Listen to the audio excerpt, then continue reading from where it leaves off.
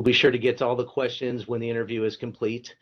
This event will be recorded, and we will be sharing pictures throughout the showcase. It's a lot of exciting things to share with you as we go. So with high participation, we ask everyone, if you're not speaking, to come off of video to save bandwidth. And finally, considering this is Women's History Month, I'd like to emphasize the rich history and incredible sacrifice made by women serving in the military. For over 200 years, tens of thousands of women have served in numerous capacities in the Revolutionary War, Civil War, both World War I and World War II, Korean War, Vietnam War, and all conflicts from the 1980s to current day. I'm proud to say my grandmother, Alice Stevenson, served as a Navy WAVE during World War II. This year's National Women's History Month theme is celebrating women who tell our stories. We're honored to share Brandi Lechleiter's story with you today. I'll start by introducing our laboratory's director, Kim Boudil, who is a strong advocate in supporting our military and veterans serving throughout our laboratory, and will be introducing us to our guest of honor, veteran Brandi Lechleiter. Over to you, Kim.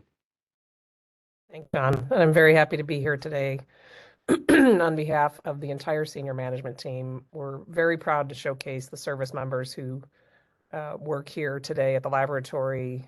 We have a strong commitment, of course, because of our missions to those who serve in the armed forces, and consider ourselves members in the public service as well.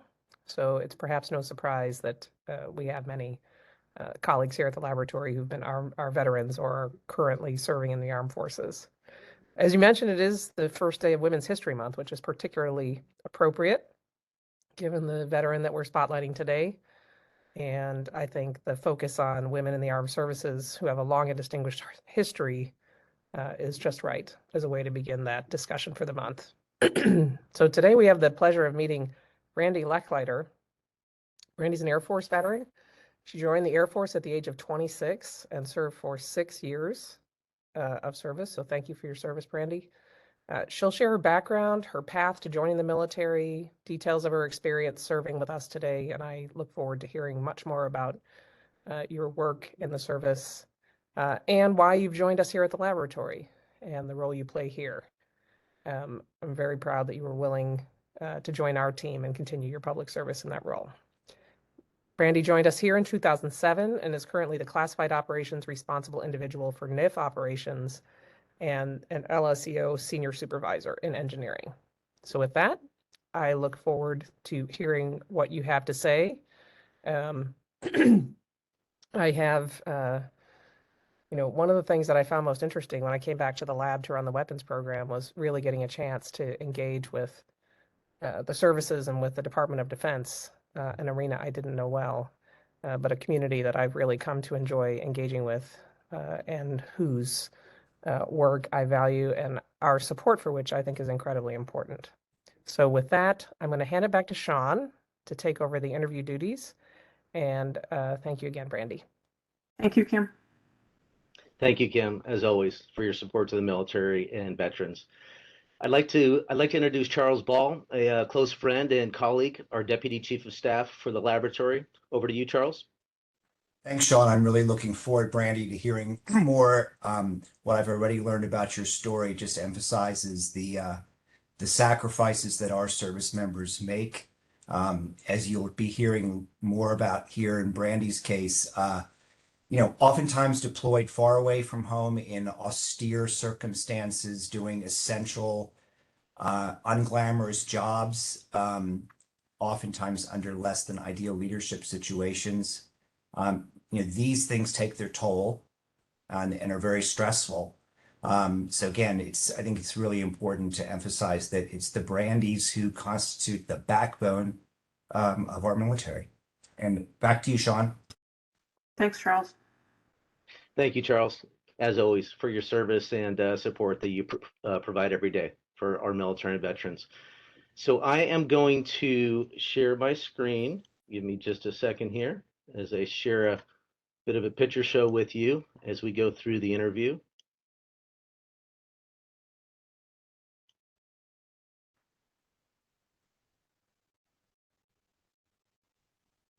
Okay, can I just get a quick video check from Charles? 5x5. All right, thank you. I appreciate it. Well, welcome, Brandi, again. Thank you for being our honored guest today for this quarter's Veteran Showcase. We're definitely honored to have you. So thank you for carving out all the time you put into this. Thanks. Why don't we start by could you summarize what you do in your current job for us? Well, so like Kim said, I'm the classified operations responsible individual for NIF Operations. That's actually a title I kind of made up on my own. Kind of a one-man show here with boots on the ground to help understand what our security requirements are for classified operations. And then I implement an organized plan to protect everything. And then my classification, I'm a senior supervisor for LSCO and engineering. And I help represent the interests of a couple different groups in NIF operations, the duty engineers, the lead operators, and one of the shot directors. These are all people that work inside the NIF control room. And I've worked adjacent to these people for about 15 years, but I've never actually performed their individual jobs. But I think that I can understand them well enough to know what they need on their day-to-day needs, and then, help people with their career growth. Thank you. Sounds like a complex and challenging job, to say the least, especially with all of our recent successes. So if you could, tell us a little bit about your childhood, Brandi. Where were you raised? Maybe a little bit about your family growing up. Well, when I was born, my parents lived in a town called Fawnskin, California, near Big Bear. And then we moved very briefly to Ojai, California. But mostly I grew up in Anderson, California, which is just south of Redding. This picture here is taken from up above, looking across Redding at the Sacramento River. It's in Shasta County, and Shasta County is an extremely beautiful rural county up in Northern California. And in the 70s and 80s, I think it was probably one of the most ideal places to grow up as a kid. My family was really outdoorsy, and the area was a lot smaller and quieter than it is now. So it was really a great place to live. This picture here, Whiskey Town, this is a before picture. Since then, in 2018, the Carr Fire swept through, but I spent my whole childhood on this lake. And so it burned to the ground pretty much, and it was very devastating for me. But this is a picture I took just this last November up on Boulder Creek in Whiskey Town, and it's starting to come back, but it'll never be what it was before, not in our lifetimes. But that's like a family member to me up there in a way.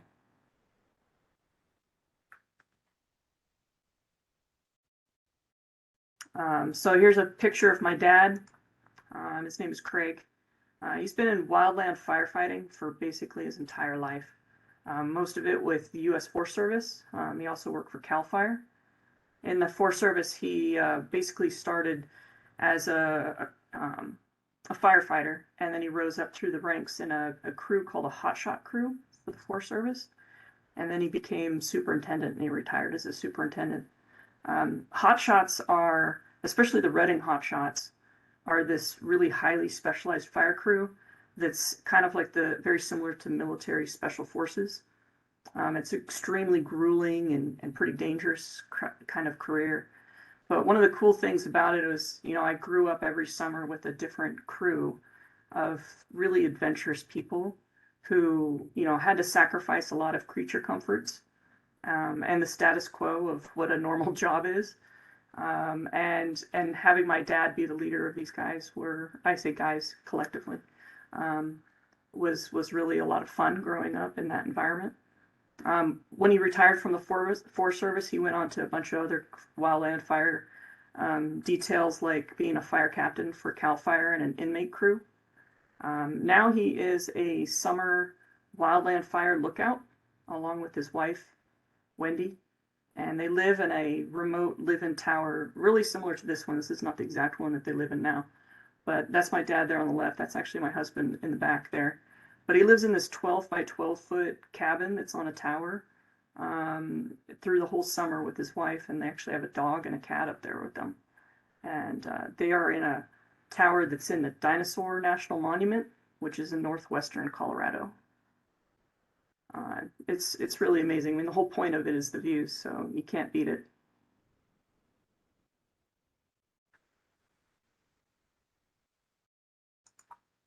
And then here's my mom with one of my brothers and myself. This was, I think, back in like 1980. My mom was, her name's Evie, and when I was really little at this age, she was a stay-at-home mom. But she also worked a lot at my elementary school, and she did a lot of like early education projects. I remember her coming in for art projects particularly, which I absolutely loved. And then when my brother Travis was born, who's not in this picture, she decided to get into a career, and she started with school transportation. So she was a bus driver to start, and then she really quickly rose through the ranks to eventually become the Shasta County Office of Education's Director of Transportation. So she ran a pretty large and complicated organization for county schools. And, she did this because, she was very, very driven to be a leader. And, watching her take control of these projects and the massive amount, these huge budgets that the county would have, and then really the school and county politics was really inspiring to me. She's now retired, and she lives with her wife, Cindy, in Henderson, Nevada. So, really growing up with my parents, they really encouraged me to be really independent, which is good because I am very independent. But they were also encouraged me to work smart, be conscientious of my impact to both, my social and physical environment. So it was a really good childhood up in Reading. This is a very silly picture that I have of me and my brother. We were on our way to the post office, and the newspaper got us and wanted us to be in this cute little picture between the two of us. I think I'm probably like 6 or 7, maybe like, I don't know. So yeah, I'm maybe 6. And then here's my two brothers together. That's Adam on the left and Travis on the right. So Adam is a year and a half younger than me, and Travis is 10 years younger than me. And here they are today, basically, the idiots that they are. And they live across the country, so I don't get to see them as often as I'd like to. Thank you, Brandi. I was trying to stay quiet over here.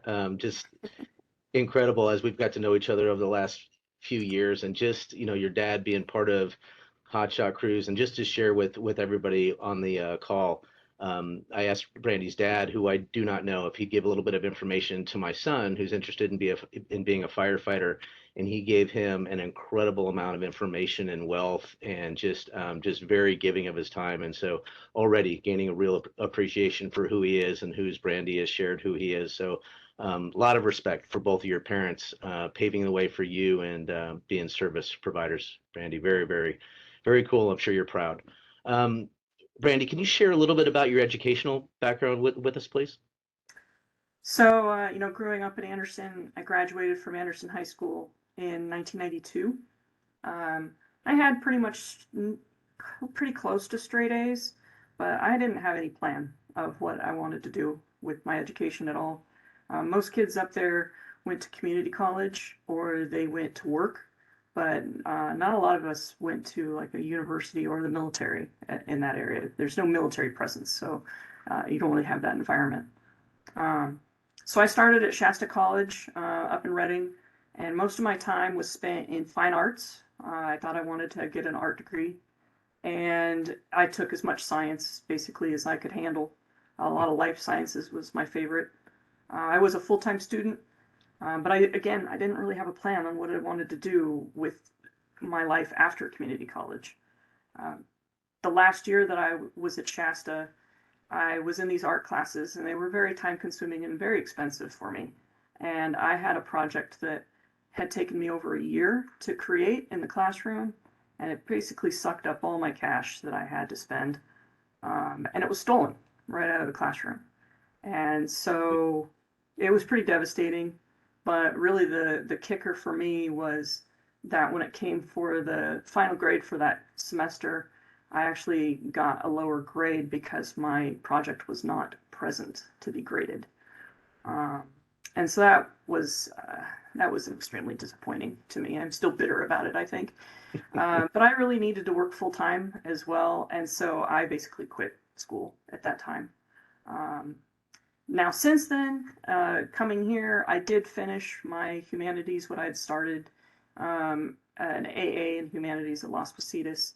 And then while I was there, I decided also to enroll in this OSHA certificate program that they offer, because as a supervisor and being at NIF, I thought it would be useful to understand some of the greater OSHA requirements that we've got for safety. Thank you, Brandi. Appreciate it.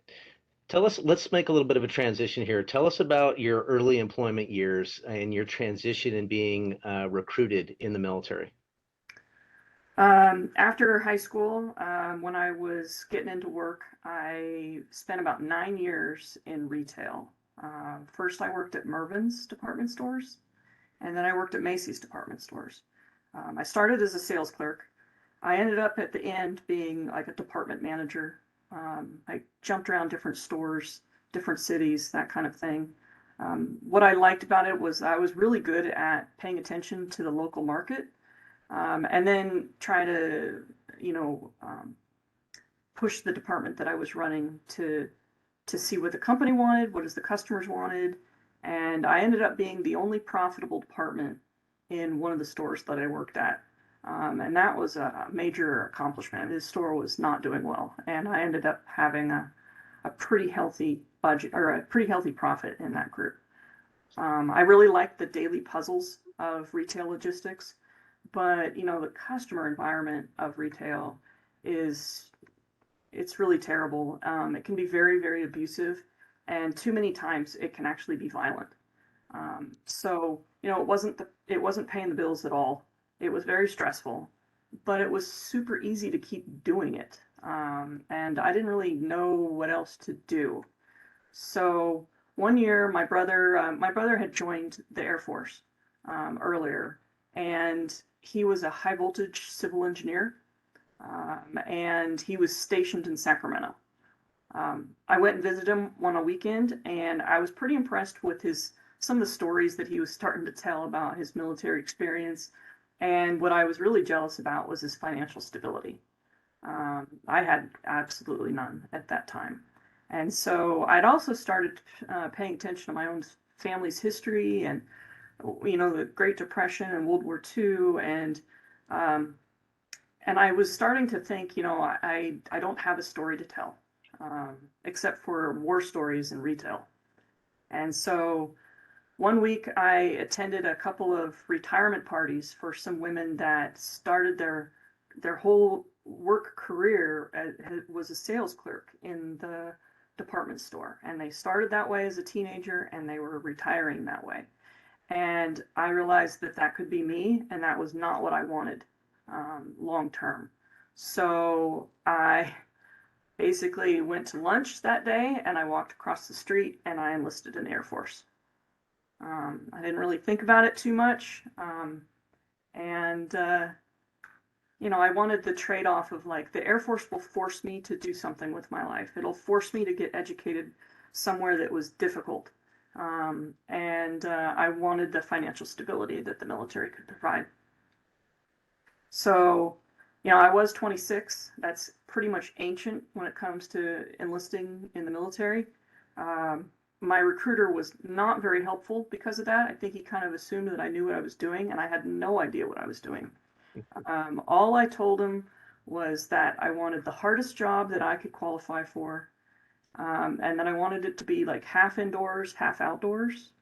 But I didn't do any research at all going into this, so I didn't really know what jobs were available. So he showed me like 3 jobs that I qualified for, 3 out of like 20 jobs. The other 2 that I didn't choose were not interesting to me whatsoever. One was avionics. I decided not to go that way because I didn't want to work on the flight line.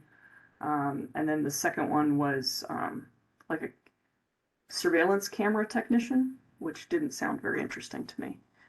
So I ended up choosing a job called Satellite Wideband Telemetry and Space Systems. We called each other SATCOMers. And it was it was a pretty tough job to qualify for, so I thought it would be interesting. And then the photographs and stuff that I got, it showed them out in the field, but it also showed them in a terminal. So I thought that would be kind of cool. I ended up going to basic, and I was way older than everybody in my basic training flight. That picture of me earlier, yeah, that's me from basic training in 2000. And so I had a different perspective on basic training than a lot of the people there, being a lot older and more mature. Retail kind of put me through my paces when it comes to stress level. So I remember telling these girls, especially at night, they'd cry themselves to sleep at night, and I was pretty mean to them, I guess, but I would tell them stop crying, and it's not like they can actually hurt you. It's just a big show. In the department store, I've literally had everything in a department store thrown at me. Everything, from pots and pans, dishes, hangers and shoes. I mean, you name it, I've had it all thrown at me. And then I've actually seen people get really attacked in department store. We had a hostage situation at gunpoint. So I wasn't too impressed with drill sergeants when I met them. And then I was there for long enough to where I had an opportunity to see some behind the scenes of basic training. And once I realized that there was definitely a method to it, I learned how to work that to my advantage and get some, special privileges here and there that I figured out how to get. Thanks for sharing, Brandi. Hey, I lost a little bit of audio for a second there. Can you still hear me fine? Yeah. Okay. Hey, great background, great story. Thank you. I actually had a 28-year-old in boot camp with me, so I had kind of the same experience like you had, and that 28-year-old, it's just amazing how much more I think experience. 28's the limit. Yeah. Yeah. He was actually enlisted in the Air Force before he came in the Marine Corps, but was just so much more advanced than everybody else. So I get it. Yeah. Hey, so if you could tell us a little bit about the different jobs you had while you were employed with the military and your path. Okay. So a SATCOMer in the Air Force, and all branches have a version of SATCOM. We all worked on basically the same equipment too, so you could mix and match with other units. But my as an Air Force SATCOMer, my job was basically to install and operate and maintain these satellite ground terminals. And I did that for the 9th Air Force, which was it's a command out of Shaw Air Force Base in South Carolina. And then I was with the 18th Fighter Wing out of Kadena Air Base in Okinawa, Japan. The purpose of a unit like ours was to be a small team. Usually there would be 3 of us to a terminal. And we would move into like an unimproved area with another small group of other communications people like radio, telephone, computer IT, and we would set up a new comm base. So our scenario in Japan was that the idea was that if we lost our existing allied bases in South Korea due to an attack, and we had to stand up a brand new base somewhere, we were designed to land in with a first response group and then set up the bare bones comms to the outside world. And then once we got the terminal up and running, another team at some point would come in and establish like a formal base structure. So it was a lot of fun because we were really encouraged to be very self-contained, a lot of ingenuity on the job, great troubleshooting skills, and we had to be kind of scrappy to work in conditions that could be less than ideal. And then, I graduated from tech school as an E3, an airman first class. And I got the E3 from the school because it was a difficult job to get. And so that was one of the great things about graduating. You graduate as an E3. And then I received an early merit promotion to E4. Didn't take me long. I think I was an E3 for only a few months, and then I became an E4. But on the same day that I sewed on E4, I was allowed to test for E5. So I had a lot of things fall into my lap really quickly. And so in just a few months of getting out of school, I was already an E5. And I stayed in E5 the whole rest of the time, actually. When we moved from Shaw Air Force Base to Kadena Air Base, I almost immediately got deployed to Pakistan for Operation Enduring Freedom. And I spent the fall of 2002 there in a tiny little base in the middle of nowhere. And actually, we didn't even know where we really were at the time. I spent most of the time alone in a tent on a 12-hour night shift. And we were about a third of a mile from the rest of the base because these dishes are big targets for the enemy, so they don't like to put them where the rest of the base is. But for the most part, it was super boring, not enjoyable, but I really did learn how to appreciate the little things in life. And so that was a good learning experience. And then here's some examples. These are not pictures that I took, but these are examples of the different equipment. Again, here's this big 20-foot deployable antenna that we'd build it. It was something we'd tow behind a 5-ton truck. Then this is kind of an example of the inside of one of our terminals. We called it 100 Alpha. All 4 branches, I think actually more or less the Army and the Air Force shared this model at the time. And it's like 1970s technology, but it was a beast. I mean, that thing never broke. You could throw that out of the back of a C-130 and it would probably turn right on cue. It was a great piece of equipment to work on. And then the newer stuff, this doesn't exist anymore. We were both the first unit to have one and the last unit to have one, but these were called LMSTs, lightweight multiband satellite terminal. And they were modern technology, and they were honestly a piece of junk.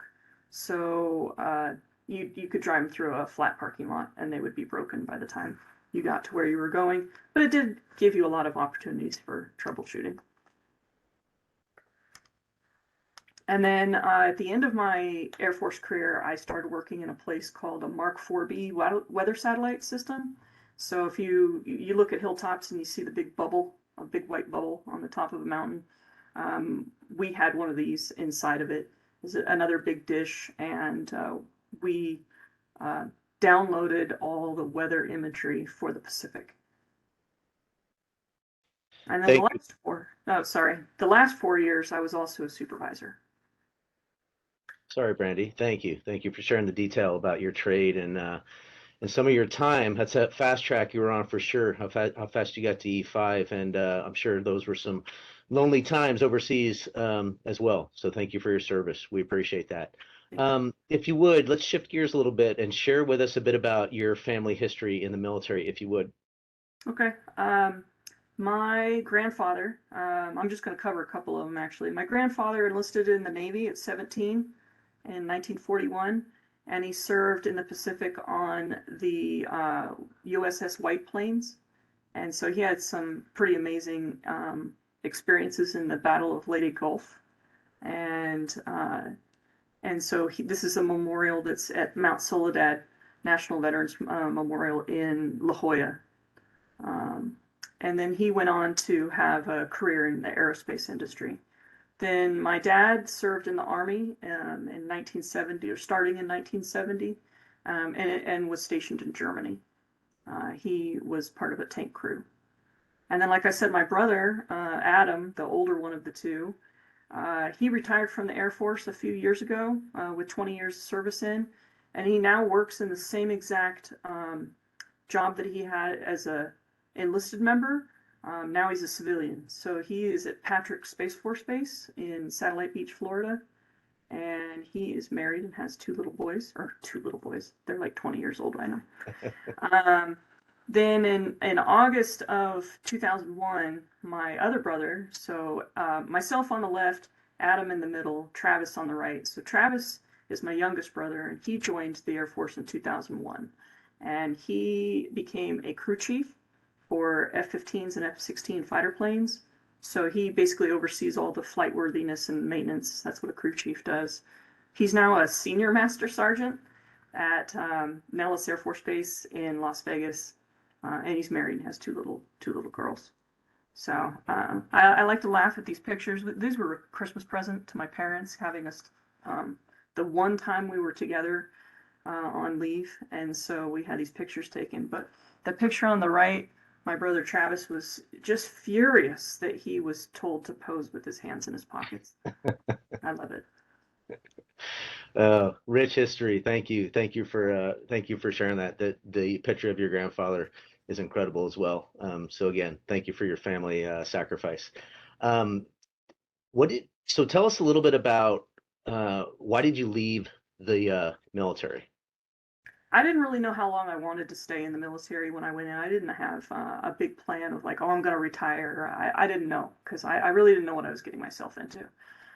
But some brutal honesty here. When I came back from Pakistan, I started to experience some stress-related problems, and it got to the point where I had to ask to move to a different unit on the same base. This is when I was in Kadena, Okinawa. The new unit was a better fit. It did reward people for being the solution to problems. It did hold people to their responsibilities, recognize people for their strengths and their accomplishments. This is where I was in the ground station, the weather satellite ground station, the Mark 4B station. So that small little shop was a much better place to work in, and I did really enjoy working there. But the command itself, there were some serious dysfunctional problems in the command structure. And I decided when I got to the end of my 6-year enlistment that I was ready to move on. And true, I could have moved to a different base and started over again, but it was to the point where I didn't feel like I wanted to take that chance. Mm-hmm. Thanks for the honesty. Appreciate it. Transitions can be challenging, that's for sure. Tell us about your transition from the military to working at the lab, if you would. Yeah, it was really hard for me to decide to leave the Air Force. I wasn't happy about it, but I decided it was the right time to go. But I was also overseas, and so back then they didn't really have a transition office like they are standing up now. So I was kind of on my own to figure out how I was going to start being a civilian again. I managed to get a job with a company called PanAmSat in Long Beach, California, flying commercial satellites. So I found that on just job search kind of thing. And we flew commercial satellites as a ground station, mostly DirecTV satellites.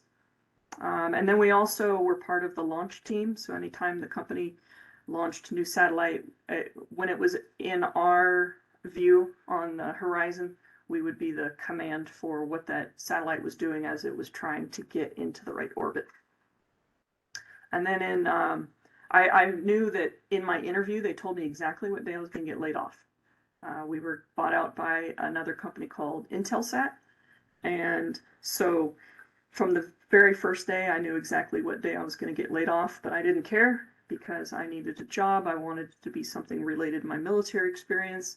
And I figured that with a year notice in advance, I could figure out where to go next. So one day, out of nowhere, I was sitting in the Intelsat control room, and somebody from NIF cold called me. Just phone rang. I answered the phone, and he explained that he was in the area to do a job fair and wanted to know if any of us wanted to come over because he had heard that we were all getting laid off. And so a bunch of us, I had never heard of the lab before. I had no idea what he was talking about. But I thought, National Laboratory sounds important, sounds like something to do. So I got off the phone and told everybody, and a few of us the next day drove over to where he was at, and we had interviews, and he pretty much hired all of us on the spot. So again, fell into my lap, but very thankful that it happened. Wow, what a fast track. We typically don't get people that quick anymore that you and I know well, right? Yeah, exactly. Very cool. Thanks for sharing your transition. Everyone's always curious about military highlights. Tell us a little bit about the highlight of your military career. So in 2001, right before September 11th, I went on a trip. Again, it fell into my lap. I was the only one in the shop. I think I was sweeping floors, literally, when it happened. But a trip was planned for a Lieutenant General Wald, Charles Wald. He was the commander of the 9th Air Force, and he needed to go to England and Kuwait, and he wanted personal communications to go with him. So, there was no cell phones at the time. So this was kind of you had to pack it in. And I was an E3 at the time. So it was me, a little E3, Lieutenant General, the 9th Air Force Chief of Staff, who was a colonel, their administrative assistant, who was a captain, a federal agent bodyguard who used to be a Secret Service member, and the general's wife. So that's it. That was just us and this little party. And we went to England and Kuwait. We did special events for about a week and a half. And I carried this huge suitcase behind me the whole time that if you opened it up and unfolded it all and built it, it was a 5-foot satellite dish that would hook up to a Stu 3 secure phone for emergencies. And the only time I ended up using it was when I called my husband from the balcony of our hotel in England, because I'd never used it before, and I really wanted to make sure I knew what I was doing and not make a fool out of myself. And while we were there, we met with royalty in England. I don't remember who, but some members of the royal family, a couple heads of intelligence for the British government, and then we went to Kuwait, and we of course met with lots of Allied forces in Kuwait and hundreds of U.S. troops on parade. I'd always been part of those dog and pony shows, is what we called them, but being the inspector team, that was enlightening. And then the general's wife and I, what she was there to do was to talk to people of their quality of life. She was civilian, but when you're the general's spouse, you have your own job to play in the military. And so we interviewed a lot of people, especially women in the military, about the conditions of being deployed in Kuwait. And then when we were in England, the general decided, because this is what generals do, he set me up with a fighter pilot. And when we got back from the trip right after September 11th, I went on an incentive ride with this pilot, and he took me up in his F-16. And he let me fly it, and we flew dogfights over Georgia for a couple hours. And Wow. it was a lot of fun. He gave me the choice of we could go over the ocean and break the sound barrier, or we could fly over the land and do dogfights. And of course I had to do dogfights, so that was a blast. Not something I would do again. Also very painful, but it was certainly an experience. And then in 2005, my unit, when we were in Japan, we went to northern Thailand for an exercise, along with a bunch of allied countries and the U.S. Marine Corps. But we couldn't get home. So, you'd think the Air Force could fly anywhere, but they couldn't get us back home to Japan in any reasonable amount of time. So we were supposed to be there for 9 days. We ended up staying for 45. We lived in hotels with the Marines, so they can't complain about the Air Force having, the luxury life or anything. They were right there with us. But we were pretty much set free after the exercise was done, and we only had to check in at 7 a.m. each day, and then the rest of the 24-hour period, you can do whatever you want. So we went to Bangkok.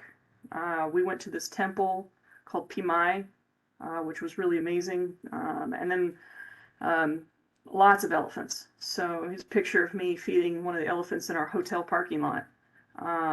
And I got to ride one of these elephants around town. We basically had money to burn. American service members in Thailand are like millionaires, and the guys were throwing around money like you couldn't believe. And we pretty much bought this elephant for the night. And we rode all over city streets on its back. It was a lot of fun. But all in all, like, highlights, I got to go to England and Kuwait, Kyrgyzstan, Afghanistan, Pakistan, Oman, Japan, and Thailand. A lot of countries, and those are places where I actually got to step out and do something. And then I took a plane ride one time across 20 time zones all at once, with only 2-hour layovers whenever we had to refuel. That was torture. I flew in an F-16. I got to fly in a Black Hawk helicopter, lots of C-130s, C-5s, C-17s. When I was in Kyrgyzstan, that was an ex-Soviet bloc country, and it pretty much, the time stood still. When Soviets pulled out, they left everything there, and so all the street corners have Lenin and Stalin and hammer and sickles everywhere. It's like a time capsule of Soviet life, and that was incredible. You know, I'm an 80s kid, so that was a big deal to me. But, you know, I wouldn't have been able to do any of these things without the Air Force. Yeah, yeah. Thank you, Brandi, for sharing that detail. Lots of amazing places and some sacrifice along the way. Thank you for sharing. Share, if you would, share with us how the military impacted you as a person, Brandi, how your military experience helps you in your role today at the lab. Well, it got me to make a decision about my life. It forced me into difficult environments and difficult decisions to make, and it taught me how to make those decisions and kind of take control of my life and stop letting it be the easy road out. So it helped me, you know, focus on my priorities, you know, work ethic, my expectations of what success is, how to be more patient, and that's really what I got out of the Air Force. Yeah, thank you. So our next question and thoughts is, you know, we all face adversity throughout our professional work life. What type of adversity have you faced in your military career at the lab or just life in general? Well, in the Air Force, being a SATCOMer, it's almost entirely a male-centric environment. Whereas retail, you know, is pretty half and half. So I worked in an environment where I was the only female among about 100 male coworkers in the Air Force. And I still work in a mostly male-centric workforce. I'm very used to it. You know, I don't consider it necessarily an adversity, but it is different than the normal civilian workforce. And, you know, many females in the military will tell you some story about some kind of sexism that they faced, and I'm really no different. Luckily for me, I had a female coworker early on in the Air Force that knew exactly what was happening because it had happened to her too, by the same people. And she really took the time and effort to show me that it was unacceptable and how to productively solve that problem. Coming out of basic training, I was used to just people bossing me around, and I was willing to take it. And she was the one who showed me, no, this is inappropriate behavior. So I'm thankful for that. And then the stress-related problems, you know, that I had in the military, it was hard for me to get past that. I had to become very humble about, you know, my limitations on things, and how much it affected what I wanted to do in the Air Force.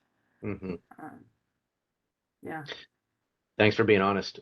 Again, Brandi, it's important to have mentors in our life. Really, really cool to see how you leverage that to help you get through some of those experiences.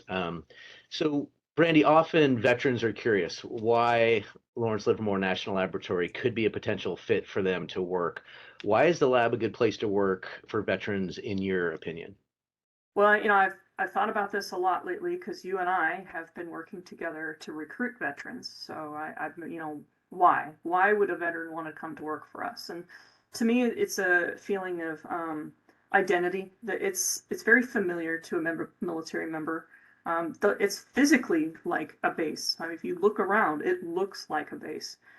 So much so that it was hard for me to stop calling it a base when I got hired here. Our design of how our structure is very similar to the Air Force wings, groups, divisions, squadrons, flights. It's very similar, very easy to understand. But mainly the thing is that veterans spent X amount of time in the military with purpose, something that can be lost when you leave the service, or at least you feel like you're losing the purpose that was given to you.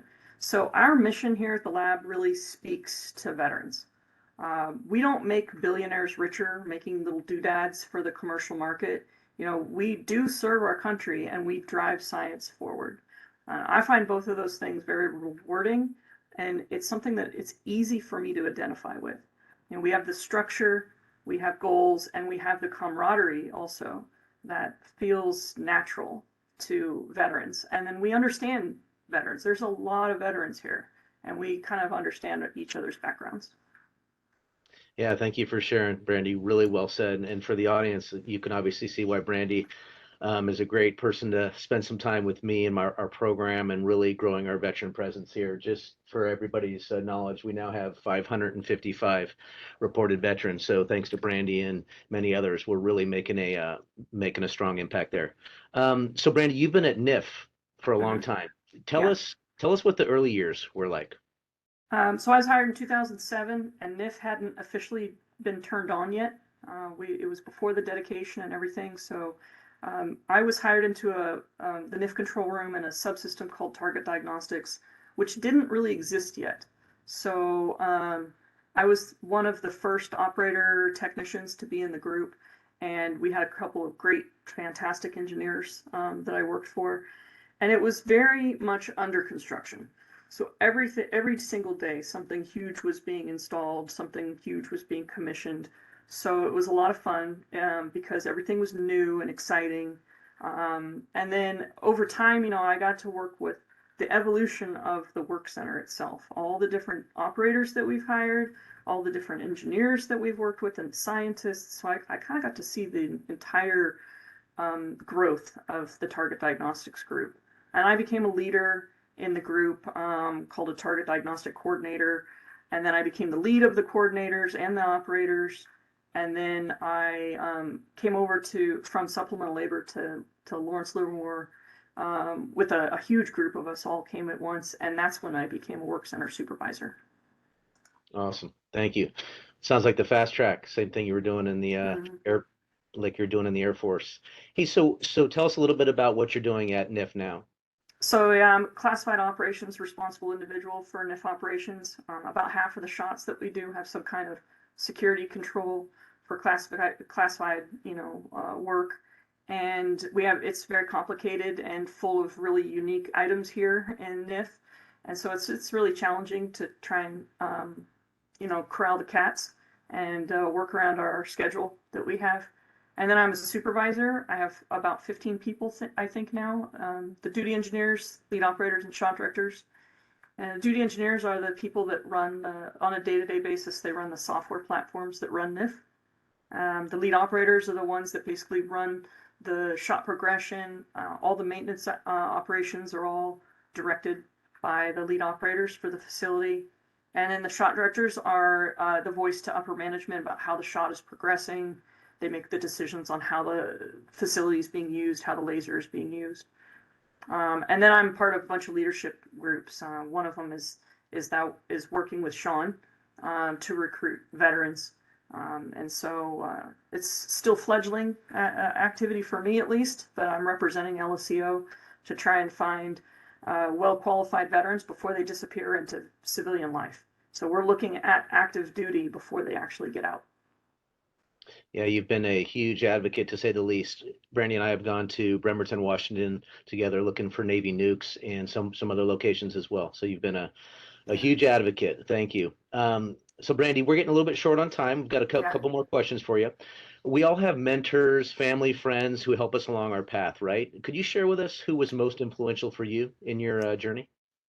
I'm going to say my husband. His name's Jason Bosiger. He works here at NIF as well.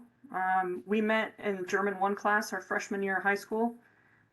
We started dating in high school, and then we got married when I went into the Air Force. And I have to really say that, he followed me very patiently as the Air Force took me around the world. He didn't intend to sign away his autonomy, but he went along for the ride. And it can be really difficult for civilian spouses because sometimes they put their lives on hold. Once we came to the lab, he decided that's where he wanted to be as well. And so he went to work for Dish and DirecTV as a technician. He also graduated from Las Positas, the mechanical engineering technology course. And now he's in NIF. He works in a group called the MRE group, or Materials and Radiation Effects. And they support visiting scientific groups that come to NIF to do experiments.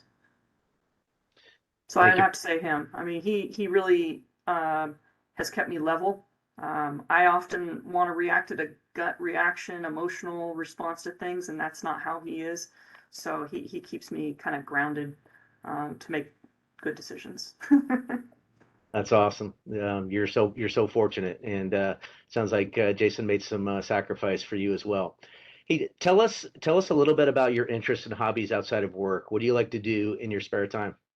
Well, one of the things I really like to do is volunteer for a couple different groups here in the Bay Area and around Northern California. So one of them is called the Volunteers for Outdoor California. Craig Fish, who works here at the lab, he got me into it. I think it was from a Newsline article, actually. And we either we maintain or we build new trails across the Bay Area. So here's some pictures of a trail that we just built recently in Moraga, and we go out and build the whole trail from the digging. It's all hand dug, and it's a lot of fun because it's very physically challenging, but there's nothing better than hiking on a trail that you built for years to come. And then I've also worked with the Redding Group and Sycamore Grove as well. So pictures of us camping, because some of these events we camp right on the trail and build right out in the countryside. So I mean, you never get to camp in Sycamore Grove. It's pretty much a pretty fun place to go.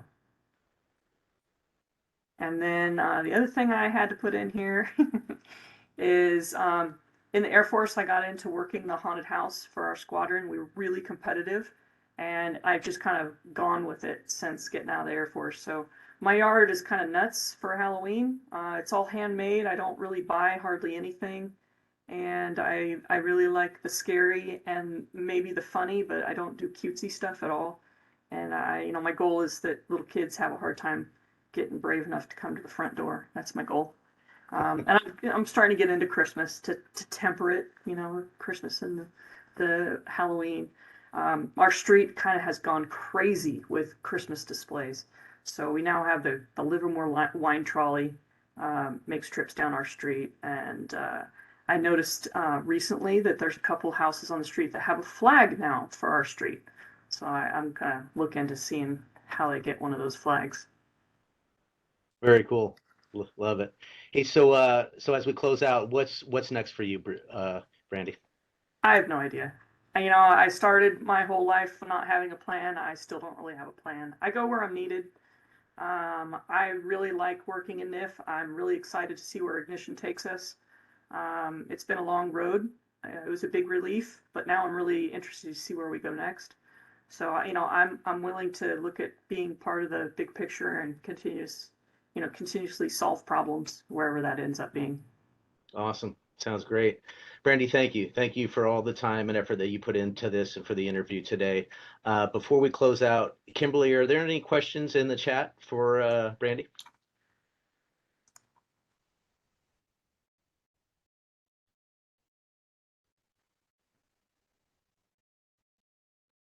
Hey, Kimberly, can you hear us?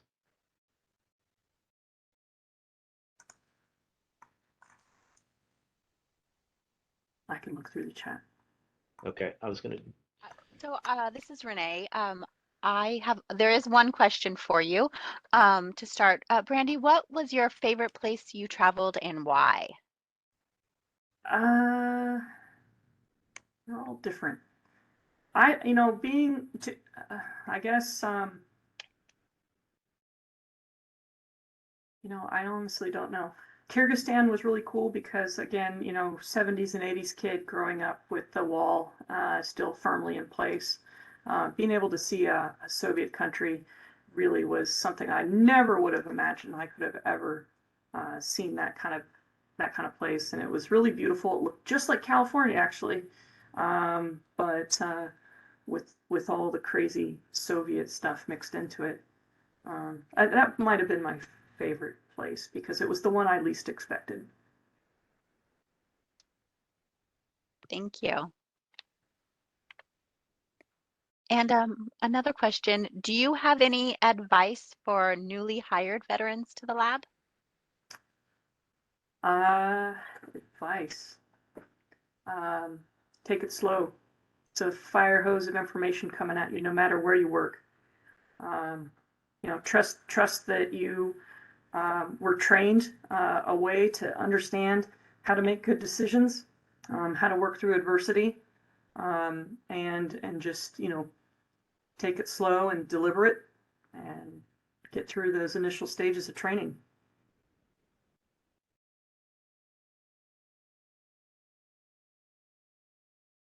Okay. Oh, I And was just going to say thank you. Go ahead, Sean. okay, thank you. I saw a pause. I apologize. Charles, any final thoughts or words before I close? No, Sean, that was it. Brandi, outstanding presentation. Thank you. Thank you, Charles. First of all, I'd like to thank Brandi. Working with you, working with your team, your story, we've really got to know each other the last couple of years here. Really looking forward to working with you for many more years. You're inspiring. You motivate me in a lot of different ways you probably don't even know, and your family does as well. So thank you. Thank you. Of course, I would also like to thank a lot of the first of all, Kim for taking the time to come on and be with us again. Charles for taking the time and staying with us. Charles, we appreciate that. And I'd like to thank the team that put this together. Renee Travers, Lauren Casanova, Kimberly Moore, and Katie Pagney, all of them really appreciate the time and effort. And you're going to be seeing an article very soon coming out later this week. So thanks, everybody. Thanks again, Brandi. Take care. Thank you.